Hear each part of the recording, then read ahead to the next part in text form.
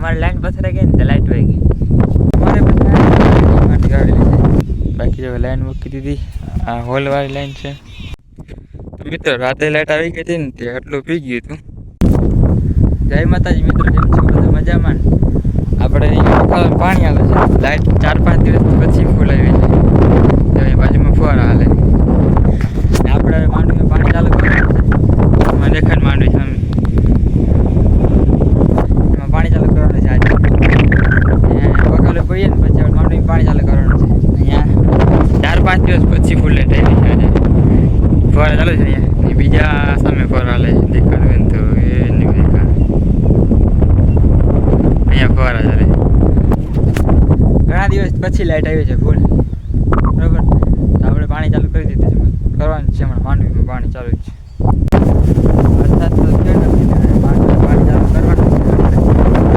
વરસાદ ક્યારે થાય એને કંઈ નક્કી નથી દેખાતું. બતાવો તમે માંડવી દેખાય ને માંડવી.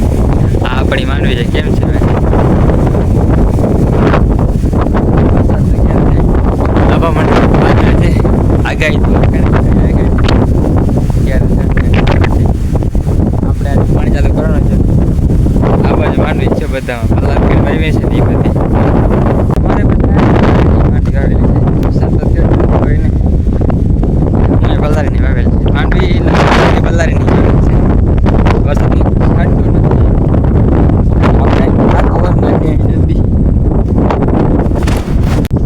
અમારે લાઈન પથરાઈ ગઈ ને તો લાઈટ વહી ગઈ. લાઈટ આવી જ નહીં.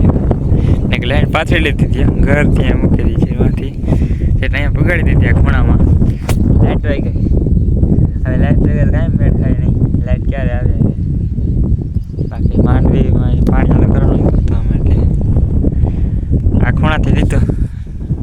કેમ કે આગતરી આવેલ છે એને પાણીની જરૂર છે અત્યારે. લાઈટ ક્યારે આવી? લાઈટની વાત જઈને બેઠા.